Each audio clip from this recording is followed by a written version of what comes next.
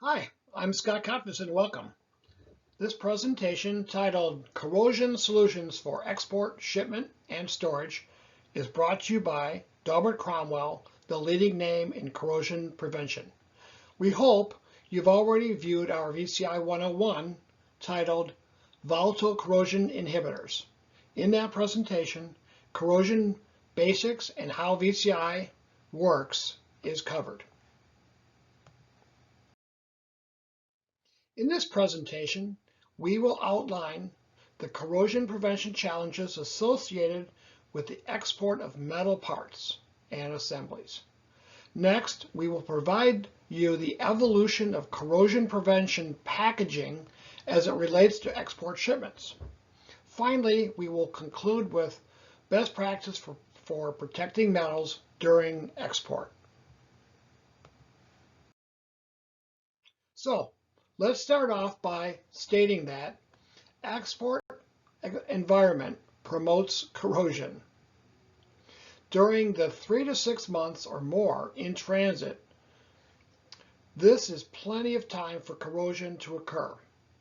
Given temperatures, or cycles as we call them, are taking place.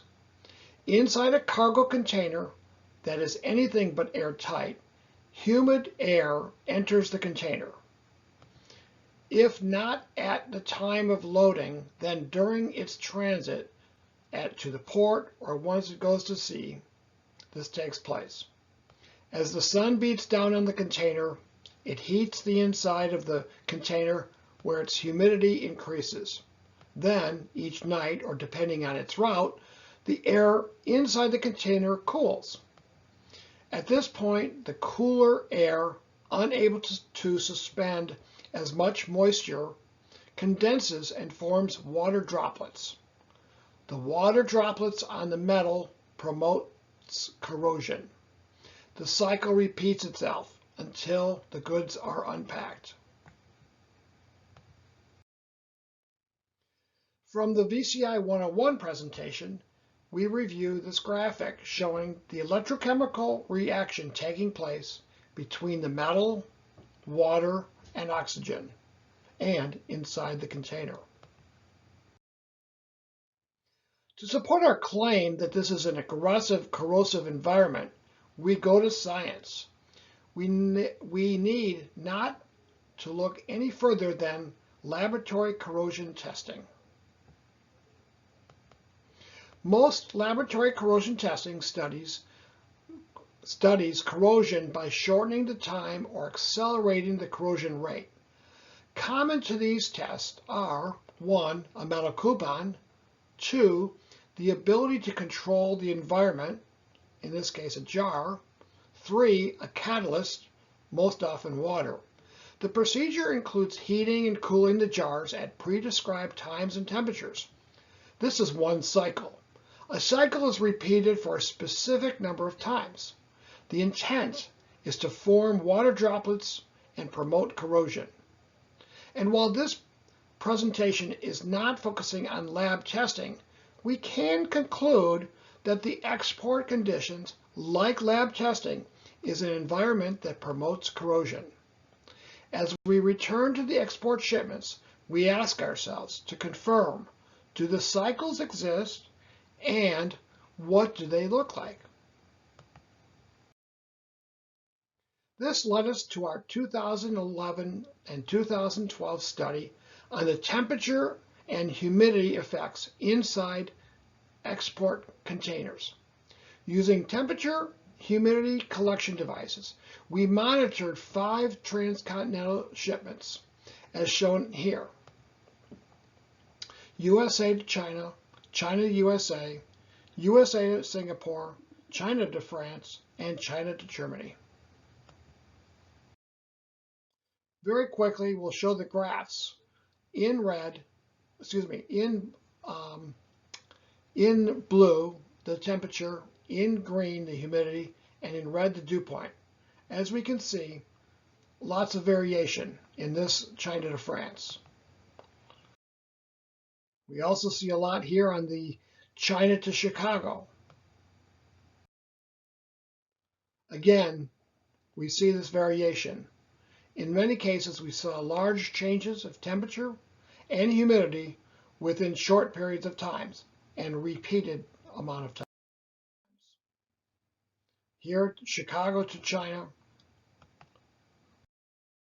and finally, China to Germany. So, what did we learn? Well, first of all, cycles can vary and be very significant. That they are unique, and perhaps it's like we're trying to predict the weather. It's difficult to know exactly what's happening inside that container. And for that, perhaps we have to accept that export corrosion protection needs to allow for a variable amount of change.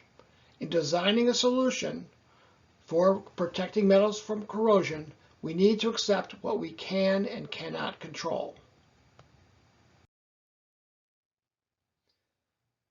Now let's take a look at the role of packaging as it relates to providing corrosion prevention for export metals.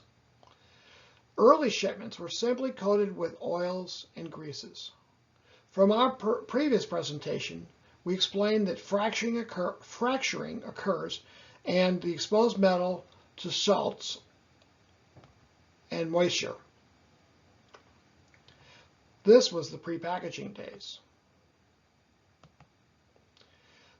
To augment the oil, in the next step, polyethylene sheets or bags were added with the intent to block that moisture and salty air. We classify this as inactive protection. That said, the opinion was to increase the moisture transmission rate with thicker materials, including laminates. At the same time, oils and greases were becoming less popular because the need to remove and dispose the cleaning agents. And this is where laminates came in. But again, this is considered inactive protection. Understanding that moisture can get inside a laminate, even one with a good MTR or VTR, as the term is, moisture transmission rate or vapor transmission rate, desiccants were added. In the 1970s, and as a supply specialist in the United States Air Force, I repacked electronics with desiccants after we inspected them for corrosion. We knew that the packs were only good if they were completely closed and fresh desiccants were added. This still meant that we're dealing with inactive barrier and inactive supplements. Finally, in the next step to the ascension of packaging was VCI poly. It entered the export market, entered protecting exports in the 1980s and 90s, including the early days of Daubert Cromwell's clear pack VCI poly. In some cases, moisture continued to build up and the packs inside the packs, and so desiccants were added inside the VCI. The limits of desiccants again meant the evolution was not complete. We're dealing with active barrier and inactive supplements in this case. Until today, VCI poly is combined with VCI papers or VCI emitters, providing active protection in both the outer barrier, polyethylene, and augmented inside and near the metals, ensures corrosion prevention and all the benefits of VCI packaging. Daubert Cromwell packaging products are REACH qualified, making them well vetted by the international health and safety regulators. Most are recyclable, and their use since the 1930s is proof that they work. Let's look at a practical example. First, a VCI poly liner is added to the crate. Next, the parts are packaged in layers and the VCI papers are interleaved between each of the parts. So we can look at this in an animation here, beginning with the Protectorac paper and the VCI poly, premium metal guard poly. The poly is acting as a liner. The parts are placed inside the liner, followed by an interleave of VCI paper, followed by the parts, followed by the paper, until we have a contained, fully contained package and closed.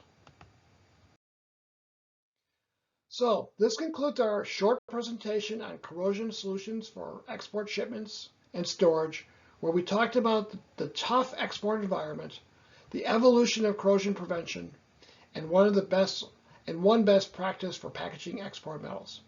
Thank you. I hope to see you again.